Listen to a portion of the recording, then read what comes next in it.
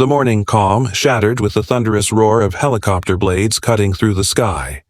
Our quiet suburban street transformed into a scene straight out of a Hollywood blockbuster. Neighbors spilled onto their lawns, coffee mugs in hand, pajama pants flapping in the breeze, and phones raised high to capture every second of the madness. And then came the shriek. Linda, our self-appointed HOA queen, burst out in a silk bathrobe, her wild eyes blazing with panic. She screamed as heavy chains locked around her precious Lexus, the SUV she wielded like a crown and a weapon. With a slow, majestic lift, the car rose off the ground, dangling helplessly in the air. Sunlight flashed across the windshield, brilliant and blinding as gasps and cheers erupted from the crowd. My driveway was finally clear, but Linda's rain was about to crash down in spectacular fashion. Before we dive in, let me know in the comments, where are you watching from? And what time is it right now? When people ask me what it's like living under an HOA, I tell them, imagine a circus without clowns. Because here, the neighbors are the clowns. And leading this parade of nonsense, Linda, president of the HOA, self-proclaimed savior of the subdivision, and part-time dictator with a clipboard. I'd been living in Oak Ridge for over 15 years. Bought the house back when the neighborhood was still simple. Kids on bikes, barbecues, on the weekends, and neighbors who minded their own business. But then, Linda showed up. The day she moved in, it was as if the air itself got heavier. She strutted down the sidewalks like she owned the asphalt, barking at kids to stay off her, grass, measuring hedges with a ruler, and writing violation notices like they were love letters to herself. Now, I'd had run-ins with her before. She didn't like my rose bushes, said they were untamed and in violation of community aesthetics. Untamed? Like they were wild lions instead of flowers. I told her politely that my roses had been there, longer than the HOA charter. She sneered and said, rules are rules. That was Linda's mantra. Except, funny enough, rules never seemed to apply to her. So, imagine my delight when I woke up one sunny Tuesday morning, walked out with my cup of coffee and saw a gleaming white Lexus SUV parked sideways across my garage. Not in front of the curb, not on the street. No. She had nosed it directly across my driveway, blocking both my garage doors with the precision of someone who had rehearsed the move.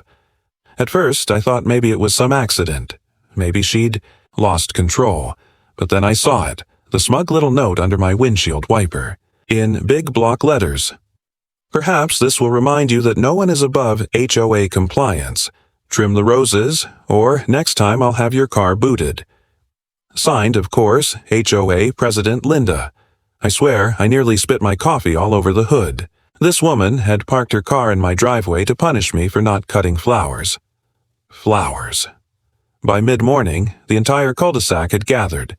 Some neighbors came out to walk their dogs, but we all knew they were here for the show. A couple of teenagers sat on their bikes, filming, whispering like sports commentators. "Oh man, he's not going to let that slide," one said. I stepped outside, calm as a monk, coffee still in hand.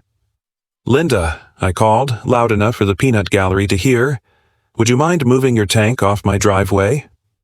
From across the street, her front door flew open. Out she marched, designer sunglasses perched on her nose, hair sprayed into a helmet, clipboard clutched like a judge's gavel. "Excuse me," she snapped. "This is a lawful immobilization of property. You've repeatedly refused to comply with HOA standards. Until you do, your access is revoked." I blinked. "Revoked?" "Linda, this is my garage, my driveway, my property." She smirked. "You signed the covenant when you moved in. The HOA has the right to enforce compliance measures." The crowd murmured. I could see neighbors biting their lips to keep from laughing. But Linda wasn't joking. She truly believed she was judge, jury, and sheriff of Oak Ridge. I set my coffee down on the hood of her Lexus, very gently. Her gasp could have shattered glass. "Move it," I said, "or I'll have it towed." Her lips curled into a smile I can only describe as villainous. "Go ahead," she purred. "I already called the towing company. They're under contract with us. They won't touch my car."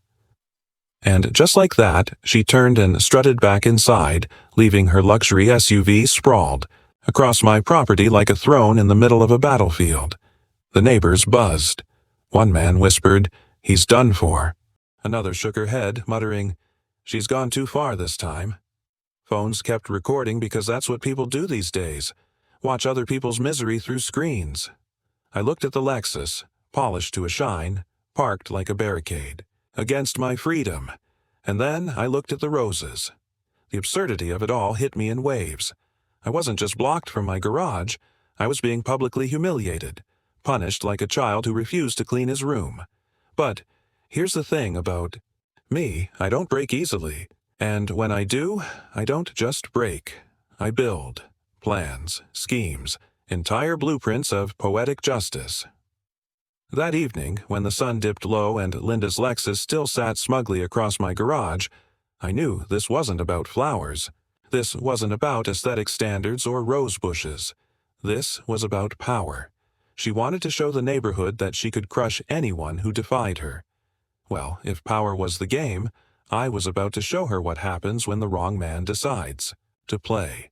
Because in that moment, as I stared at her luxury car gleaming under the streetlight, an idea sparked in my mind, one that would take this HOA feud to heights she could never have imagined.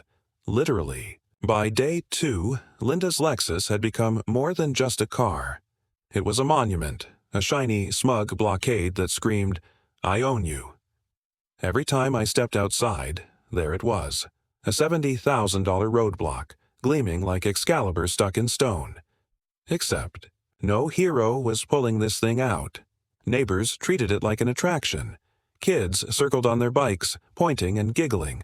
Joggers slowed their pace just to snap photos. One guy even set up a lawn chair across the street, sipping lemonade, while giving play-by-play updates to anyone who walked by. And Linda? She loved every second. She paraded around in her oversized sun hat and pink tracksuit, waving to people like she was hosting a neighborhood festival. "That's what happens when you don't follow the rules," she'd say loudly enough for everyone to hear.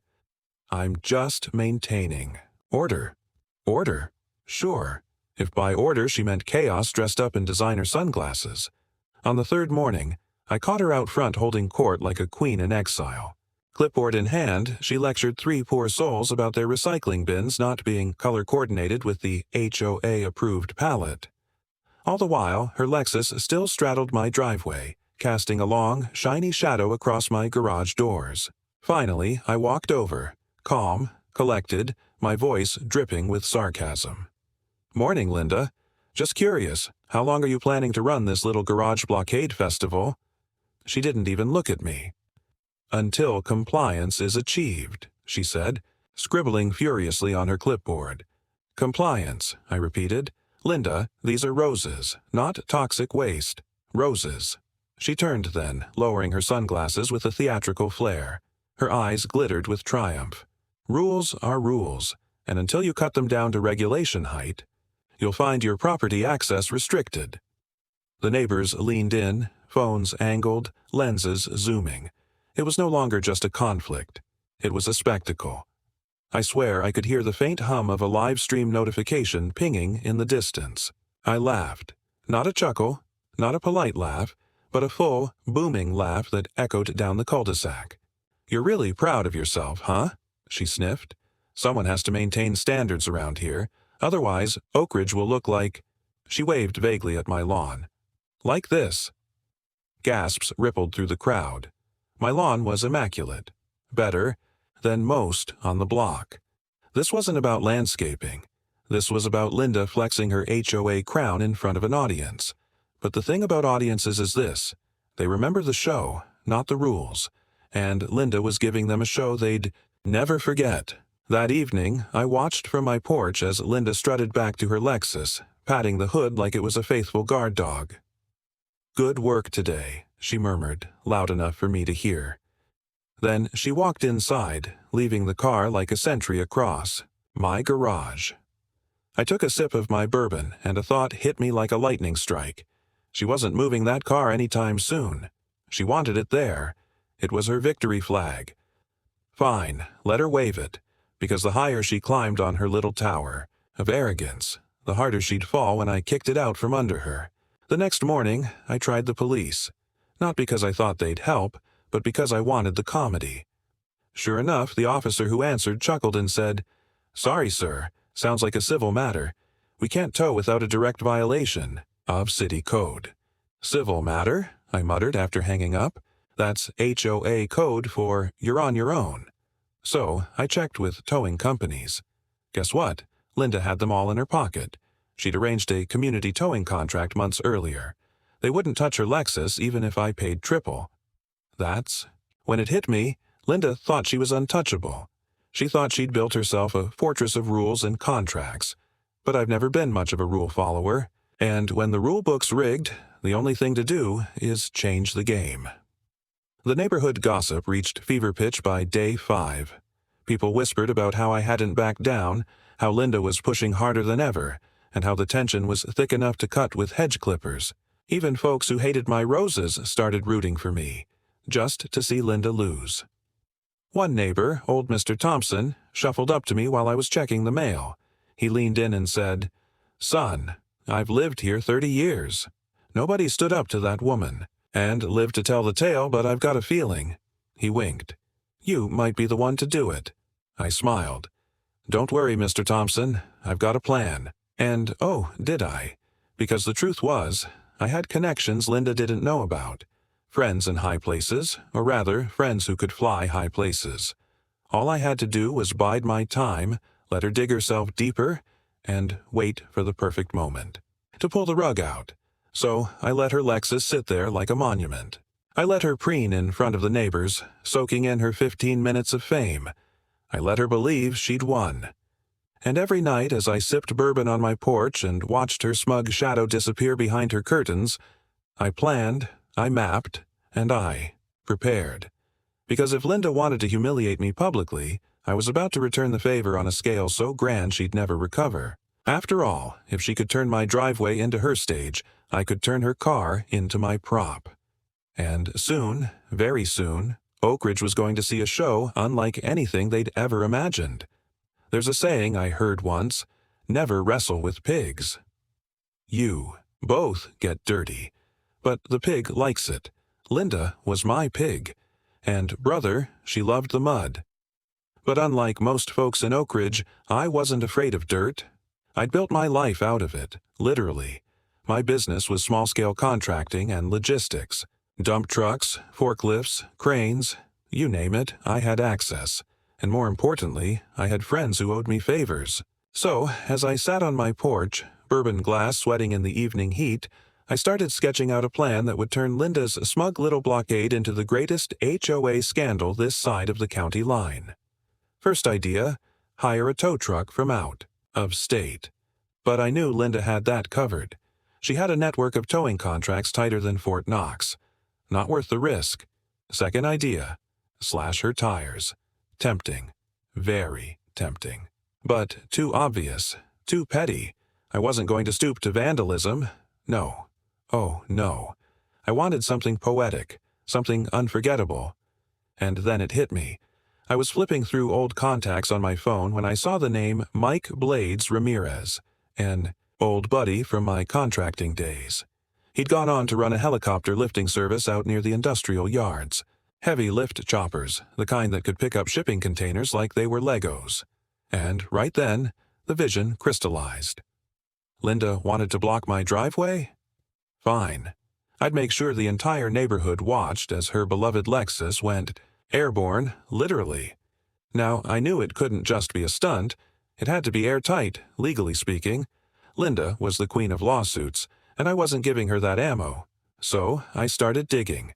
I pored over the HOA charter, city ordinances, parking laws, and even nuisance statutes. And wouldn't you know it, parking across someone's driveway wasn't just rude, it was illegal. Technically, her Lexus was trespassing on my property. And trespassing property can be removed by reasonable means. Was airlifting a car by helicopter reasonable? Maybe not in most neighborhoods, but Oak Ridge had never met me. Still, I wanted backup. So I consulted a lawyer buddy of mine. Nothing formal, just a beer over lunch. I laid out the scenario without names. He smirked, took a sip, and said, "If it's blocking your garage and you've got evidence, technically, it's trespass. Just don't drop it on a freeway or something." I nodded. "What about, say, a lawn?" He raised an eyebrow. "As long as you've got permission, it's your circus." Permission. That was the key. See, I knew Linda wasn't acting alone. She had allies on the HOA board, sure, but her biggest enabler was the mayor. Turns out the two of them were golf buddies. Thick as thieves. Rumor was Linda had donated a hefty chunk to his last campaign. In return, he turned a blind eye to her creative interpretation of HOA power. So, what better place to return her little gift than right on his perfectly manicured front lawn? It was poetic symmetry. Her weapon of control, her Lexus, dumped, like a spoiled child's toy at the feet of the man who'd allowed her to run wild. I could already see it. Cameras flashing, neighbors cheering, Linda screaming, and a scandal big enough to shake Oak Ridge to its foundation. Now, all I had to do was set the trap.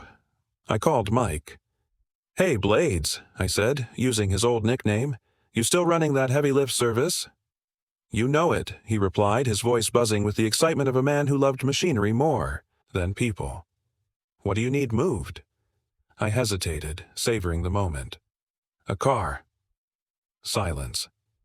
Then laughter. "A car? Man, my birds carry steel beams, not Toyotas." "It's not a Toyota," I said.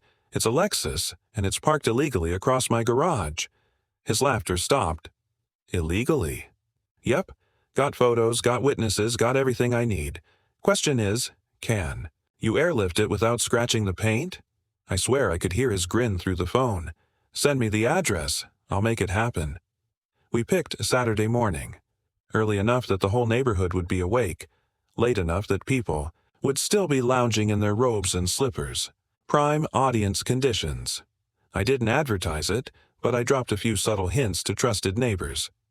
"Might want to have your phones ready Saturday," I told Thompson. His old eyes lit up like a kid on Christmas. Meanwhile, I played it cool, with Linda. Every time I saw her, I acted resigned, defeated even. I let her think she'd won. One afternoon, she caught me staring at her Lexus, and she smirked. "Getting used to the view?" she asked. I shrugged. "Guess so." "You've got me beat, Linda." She beamed like a queen accepting tribute. "That's what happens when you fight the HOA. Oh, Linda, if only you knew what was coming. The night before, the big event, I hardly slept. I sat at my kitchen table, maps and photos spread out, checking every detail. Mike had his rigging gear ready. Chains, straps, hooks, all industrial grade. We'd done risk assessments. We'd rehearsed the lift on paper. It was foolproof. By the time the sun started to rise on Saturday, I was buzzing with anticipation. I poured my coffee, stepped out onto the porch, and looked at the Lexus, gleaming in the early light. Tomorrow, it wouldn't be here. Tomorrow, it would be the centerpiece of the greatest HOA drama Oak Ridge had ever seen. And when it was over, Linda would learn the most important lesson of her life. Don't start a war with a man who knows how to fly. Saturday morning in Oak Ridge usually meant quiet lawns, the smell of fresh-cut grass, and maybe the sound of kids pedaling their bikes, before the heat set in. But not this Saturday. This Saturday, the cul-de-sac was about to host an event so outrageous, so unforgettable, that people would still be whispering about it years later at neighborhood barbecues. And the best part? Nobody, least of all Linda, saw it coming. I started the day like any other, coffee in hand, robe tied loosely, acting like the most ordinary suburban dad on the block. I strolled out to pick up my paper, even though I hadn't subscribed in years. Thompson still tossed me his copy, and I made sure to glance at Linda's Lexus with that same defeated look I'd perfected. Linda spotted me from across the street. She was already outside, sipping what she probably called a detox smoothie but looked suspiciously like a neon swamp in a glass. "Good morning," she called sweetly, though her tone carried the smugness of a cat that just ate a canary. "Morning," I replied, keeping my voice low and weary. "Guess I'll just mow around your car today," she laughed, a sharp, grating sound that carried across the lawns. "See? You're learning. Compliance doesn't have to be painful. Oh, if only she knew. Inside my house, every detail of the operation was already in motion. Mike had texted. At 6:30, bird warmed up, ETA 9, weather's clear, we're good to fly. My heart thudded with anticipation. 90 hours meant the neighborhood would be wide awake, sipping coffee, scrolling on their porches, and ready to be entertained. It was perfect. But I couldn't tip my hand too soon, so I went about my morning routine, deliberately slow. I hosed down my roses, hummed an old tune, and waved politely to neighbors gathering like birds on a wire. Thompson caught my eye and gave me a wink so exaggerated it could have been seen from space. He knew. A few others knew too, just enough to guarantee the crowd would be ready with cameras when the time came. Meanwhile, Linda had doubled down on her public humiliation campaign. Around 8:15, she held an impromptu HOA sermon right there on her lawn. Clipboard in hand, she barked about recycling bins, garage paint colors, and community standards. At one point, she jabbed her pen toward me. And some people, she declared, still refuse to take responsibility for their landscaping violations. But rest assured, the HOA board has ways of making sure everyone complies, one way or another. Neighbors murmured. A few rolled their eyes. Others filmed. Linda mistook their silence for obedience, basking in her authority like a general before battle. I glanced at my watch. 8:52. Time to move. I slipped inside and made one last call to Mike. "You're good. Engine's hot," he said over the muffled roar of rotors. "See you in 3 minutes." I stepped back out onto my porch, trying to act casual, though the buzz in the air was electric. The first faint thump, thump, thump echoed over the horizon. Heads turned. Dogs barked. Coffee mugs froze mid-sip. Linda frowned, shading her eyes. "What on earth?" The sound grew louder, closer, until even the most oblivious neighbor realized something big was coming. A heavy-lift helicopter crested. The tree line, its blades chopping the air like a giant war drum.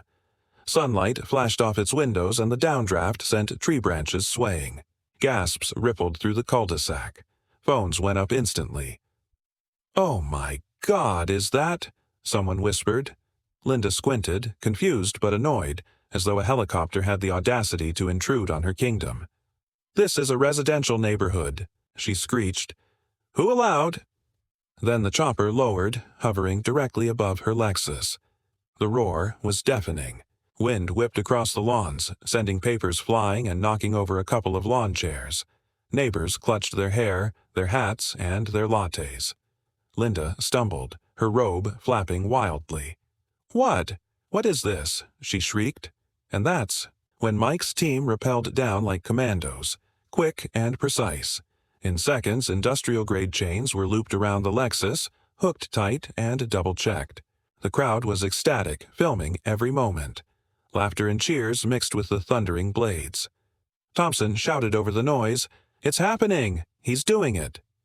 Linda was beside herself. She charged forward, screaming at the riggers.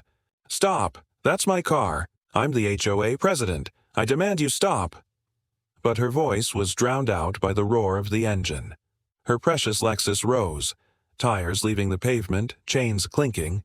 Up it went, like some bizarre suburban rapture, until it dangled 10 feet off the ground. Sunlight bounced off its polished windshield, blinding in its brilliance. The neighbors gasped, then erupted into wild applause. Linda fell to her knees, clutching at the air, shrieking like she'd lost a child. "Put it down! You can't do this! This is illegal!" But oh, it wasn't. I had my paperwork, my evidence, and my witnesses. Every second was filmed and documented. Her trespass, my removal. And as the helicopter began to ascend, carrying her Lexus higher and higher, the scene became something out of pure cinematic glory. Phones captured it from every angle. Kids screamed with joy.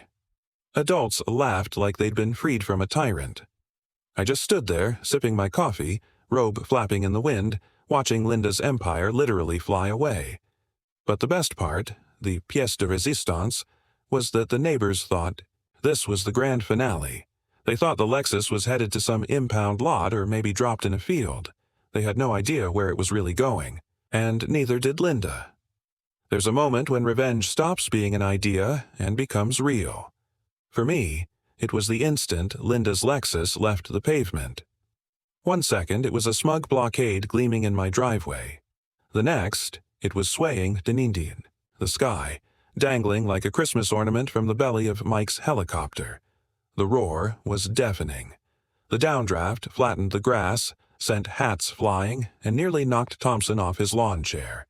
Kids shrieked with joy, sprinting across lawns like it was the 4th of July. Adults stood rooted, phones held high, recording every insane second. And then there was Linda. She was a vision of chaos, bathrobe flapping like a cape, hair whipping into a stormy halo, face twisted with panic and rage. She sprinted beneath the helicopter, arms waving, screaming so hard her voice cracked. "That's my car. Put it down. I am the HOA president." The irony was delicious. For years, she'd used that Lexus as a weapon, a shiny chariot of intimidation. Now it dangled helplessly above her, a $70,000 puppet on strings she couldn't control. Mike's team worked like professionals. One guy guided the lift with hand signals, another double-checked the chains mid-air. They weren't fazed by Linda's banshee wailing. To them, this was just another job, no different than hauling steel beams off a construction site. But to us, to the neighborhood, this was theater. Pure, glorious theater. "Holy crap, it's actually happening," one neighbor gasped, his phone shaking. Another shouted, "She's losing her mind. Look at her face." Linda fell to her knees in the middle of the cul-de-sac, clutching at the air like she could lasso her Lexus. Back down with sheer willpower. She screamed every threat in her arsenal. Lawsuits, fines, police, city hall. None of it mattered. Her words were swallowed by the thumping blades and the roar of the crowd. And me? I just stood on my porch, calm. As a monk, coffee in hand. My robe flapped in the wind, my bare feet planted firmly on the porch boards. If someone painted the scene, they'd have titled it "The Eye of the Storm." The Lexus rose higher, chains taut, sunlight glinting off its windshield in blinding flashes. At one point, the morning sun hit just right, and the whole thing shimmered, like a diamond in the sky. It was beautiful, absolutely beautiful. Linda, however, was not. She stumbled forward, nearly face-planting on the asphalt, shrieking with the kind of primal desperation usually reserved for soap operas. "You can't do this. This is illegal. I'll have your house condemned." The neighbors laughed. Actually, laughed. Even the ones who normally cowered under her clipboard tyranny couldn't hold it in anymore. One woman shouted, "Looks like your car is finally HOA compliant, Linda. It's off the street." The cul-de-sac erupted into laughter so loud it nearly drowned out the chopper. Linda spun, face red, pointing wildly at me. You're behind this. You'll pay for this." I lifted my coffee mug in a casual salute. "Good morning, Linda." Her scream could have shattered windows. The helicopter began to bank, carrying the Lexus slowly upward and out of the cul-de-sac. People chased it down the street, phones raised like paparazzi. The car swayed slightly, its chrome trim flashing, like a disco ball. Every second was cinematic gold. And yet, even as the crowd whooped and hollered, I stayed cool, because unlike them, I knew the full script. They thought the Lexus was headed to a storage yard or maybe dumped in an empty lot. But no, this was Act 1. Linda stumbled after. The chopper, robe dragging, slippers slapping against the pavement. "Bring it back. You can't take it. That's mine." The irony nearly killed me. The queen of HOA enforcement was reduced to a wailing neighbor chasing her car like a child chasing a balloon. The helicopter gained altitude, rising above the rooftops. The Lexus dangled higher, becoming a bizarre suburban spectacle visible for blocks. Folks who had no stake in the drama stepped out of their houses, shading their eyes, asking, "What in God's name is going on?" "It's Linda's car," someone shouted. "They're airlifting her car." That was enough. Suddenly, the whole neighborhood was in on it. Swarming sidewalks, pointing, filming, laughing. Linda had wanted to humiliate me, but in the end, she humiliated herself. Center stage, spotlight blazing. Mike's voice crackled through my earpiece. "We're secure. Chains are good. Heading to drop point." I smirked. "Copy that. Make it memorable."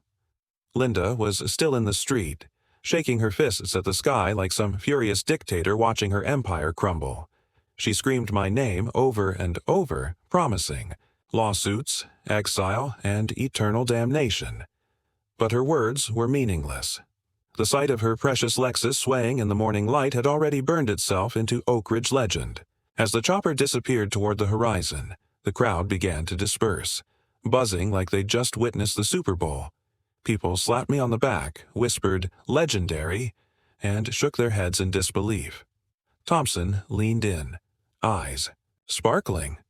"Son, you've done it. You've actually done it." I just smiled. "Oh, Thompson, you haven't seen anything yet, because this wasn't the end. Not by a long shot. The Lexus wasn't going to an impound lot or a warehouse or even back to Linda's driveway. No, its final destination was something far more poetic, something that would hit Linda harder than any HOA hearing, any petty clipboard scribble. It was headed straight for the mayor's front lawn. The same mayor who had empowered Linda, backed her petty tyranny, and let her rule Oak Ridge like a dictator. And when that helicopter dropped her car onto his manicured grass in front of half the city's social elite, the fallout would be nuclear. I took one last sip of my coffee, savoring the calm after the storm. Linda thought she'd seen humiliation. She had no idea. The real show was only just beginning. The helicopter's thumping faded into the distance, but the buzz in Oak Ridge only grew louder. Neighbors lingered in clusters, rewatching their videos, laughing and replaying the sight of Linda's Lexus dangling in the air like some oversized Christmas ornament. Linda, meanwhile, was a wreck. She collapsed in the middle of the cul-de-sac, her robe twisted, hair in disarray, and mascara smudged into black streaks. She looked less like the HOA president and more like a washed-up villain at the end of a bad soap opera. But even then, she still managed to screech, "He'll pay for this. You'll all pay." If only she knew how far the spectacle was about to travel. See, Mike and I hadn't just picked any drop-off location. We wanted irony, we wanted justice, and we wanted maximum audience exposure. So, we picked the one man who had quietly fueled Linda's reign of terror, Mayor Harold Benson. Harold was a slick operator, a politician who wore golf shirts like armor and thought handshakes were a form of currency. He and Linda were thick as thieves. She cut checks for his campaign. He gave her free reign over Oak Ridge. Together, they turned the HOA into a dictatorship. So, where better to deliver her prized Lexus than his perfectly manicured, country club-approved front lawn? Mike's chopper thundered over the city, the Lexus swaying beneath it like a bizarre chandelier. Cars pulled over, pedestrians pointed and shouted. People leaned out of office windows with their phones. By the time they reached the mayor's gated estate, half the town already knew something insane was happening. Social media lit up. "Helicopter carrying a car downtown," one post read. "What the heck is going on?" Another said, accompanied by shaky footage of the Lexus dangling over Main Street. And then came the drop. Mayor Benson was in the middle of hosting a weekend brunch on his lawn, a real who's who of city elites, council members, donors, and golf buddies. Champagne glasses clinked, and laughter floated through the air. A string quartet played something delicate, until the shadow fell. The guests looked up, shielding their eyes as the helicopter descended, blades whipping tablecloths, and sending napkins flying. The string quartet scattered, plates of eggs. Benedict toppled, and there, dangling above them like divine judgment, was Linda's gleaming white Lexus. Gasps, screams, chaos. Women clutched their pearls, men grabbed their cell phones. One guy dropped an entire bottle of Dom Perignon on the grass. The mayor himself stumbled forward, his face pale as milk. "What is this?" he bellowed, his comb-over flapping in the wind. Mike maneuvered with surgical precision, lowering the car onto the mayor's pristine emerald green lawn. The Lexus landed with a dull, heavy thud, flattening a patch of grass worth more per square foot than some houses. The chains unclamped, the helicopter rose, and just like that, it was done. The Lexus sat there, absurd and regal, smack in the middle of the mayor's brunch. A symbol, a message, a middle finger dressed in chrome. Phones captured every angle. The mayor's horrified face, his guests scattering, and the helicopter peeling away into the sky. Within minutes, the footage exploded online. Mayor's lawn Lexus trended on Twitter. Memes sprouted faster than dandelions. Back in Oak Ridge, neighbors huddled around screens, jaws dropping as they realized where the car had gone. Even Thompson nearly spat out his dentures. "On the mayor's lawn," he wheezed between fits of laughter. "Boy, you've outdone yourself." Linda, however, wasn't laughing. She staggered into her house, then re-emerged with her phone glued to her ear. "Mayor Benson," she screamed into the receiver, her voice cracking. "They stole my car. They put it on your—" She couldn't finish the sentence. She choked on it. From what I later heard, the mayor wasn't sympathetic. Word was, he tore into her, screaming that she'd embarrassed him in front of donors, that she'd brought scandal to his doorstep. For once, Linda was on the receiving end of the fury she'd so often unleashed. By evening, the news trucks had arrived. Local anchors stood in front of the mayor's estate, microphones trembling in the rotor wash of replayed helicopter footage. In an unprecedented act of suburban warfare, one reporter said gravely, a resident's vehicle was airlifted from a neighborhood driveway and deposited on the mayor's front lawn during a private brunch event. The motives remain under investigation, but sources say the vehicle belonged to none other than HOA President Linda Hargrove. The cameras cut to Linda, red-faced and hysterical, trying to spin the story. "This was an act of domestic terrorism," she shrieked. "A personal attack on my leadership." But the public wasn't buying it. Online comments poured in by the thousands. HOA Linda finally got what she deserved. "Mayor's lawn Lexus is the greatest story of 2025. Whoever planned this deserves a medal." By nightfall, the mayor had issued a statement condemning Linda's reckless conduct. He fined her personally for property damage to his lawn, threatened further legal action, and quietly pulled his support from her HOA antics. In one day, Linda went from queen bee to national laughingstock. Her power base crumbled. Neighbors, who once cowered under her clipboard, now mocked her openly. Kids rode their bikes past her house chanting, "Mayor's lawn Lexus," like it was a new nursery rhyme. And me? I sat on my porch, bourbon in hand, watching it all unfold with the satisfied calm of a man who had played the long game and won. But the real victory wasn't just the car or the lawn or even the memes. The real victory was this. For the first time in years, the neighborhood saw Linda for what she truly was. Not a leader, not a protector, just a bully in a bathrobe, undone by her own arrogance.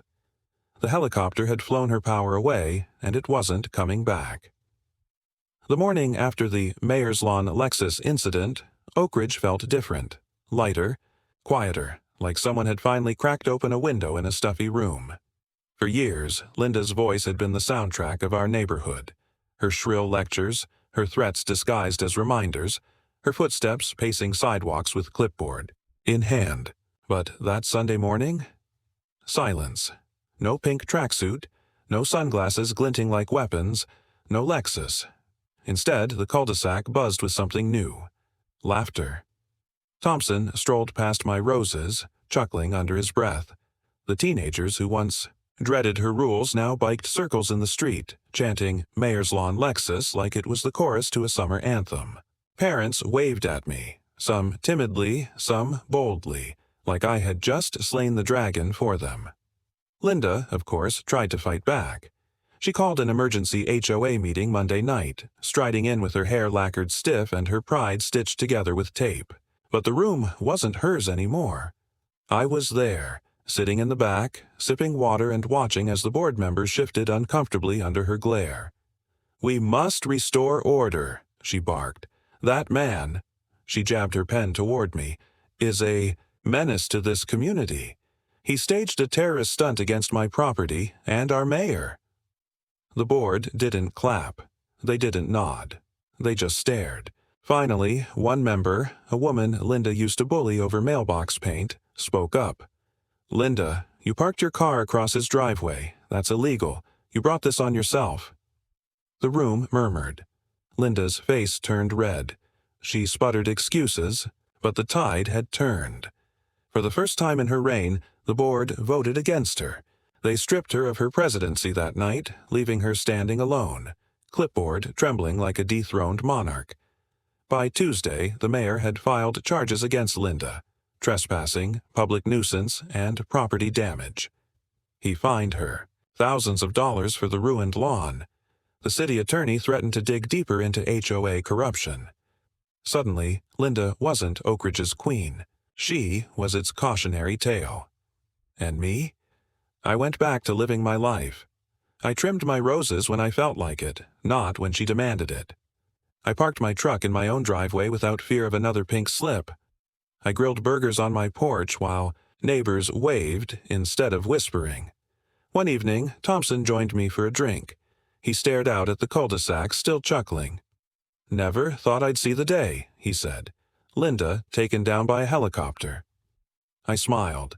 Sometimes you've got to fight fire with fire, or in this case, ego with altitude. He clinked his glass against mine. Legendary. But, I'll be honest, as sweet as the victory was, it wasn't about humiliating Linda. Not really. It was about balance. It's about showing that bullies can't win forever, no matter how loud, no matter how entitled. It's about proving that if you push good people too far, eventually they'll push back. Linda never apologized. She slunk around for a while, avoiding eye contact, muttering about unfair treatment. Eventually, she sold her Lexus. Probably couldn't stand the sight of it after the memes. And by the end of the year, she sold her house too. The day the moving truck pulled away, neighbors stood on their lawns, waving. Not with sadness, but with relief. The air smelled fresher. The birds sang louder. Oak Ridge was free. And as I stood by my roses, bourbon in hand, I thought about the whole saga. About the helicopter, the chains, the roar of the blades, about Linda's scream as her Lexus rose into the sky, about the crowd's laughter when it landed on the mayor's lawn. And I thought, sometimes the best revenge isn't quiet. Sometimes it's loud enough to shake the whole neighborhood. And sometimes it even flies. If there's one thing this whole saga taught me, it's this: bullies thrive in silence. They count on people being too polite, too tired, or too afraid to push back. Linda ruled Oak Ridge for years because most of us just rolled our eyes, muttered under our breath, and paid the fines. She mistook that silence for power. But power built on fear is fragile. The moment someone shines a light on it, the whole illusion crumbles. And that's exactly what happened when her Lexus flew over Oak Ridge and crash-landed, metaphorically and literally, on the mayor's lawn. Now, I'm not saying everyone should go out and rent a helicopter, but I am saying this: don't let small tyrants dictate the quality of your life. Whether it's an HOA president, a boss, or just a toxic person in your orbit, you have more tools than you think. Creativity, courage, and a little bit of humor can go a long way. At the end of the day, standing up to bullies isn't about revenge. It's about dignity. It's about reminding yourself, and everyone watching, that you're not someone to be stepped on. So tell me, what's the worst HOA or neighborhood story you've ever witnessed? Drop it in the comments. And if you enjoyed this tale, hit subscribe, because, trust me, there are plenty more HOA dramas to come.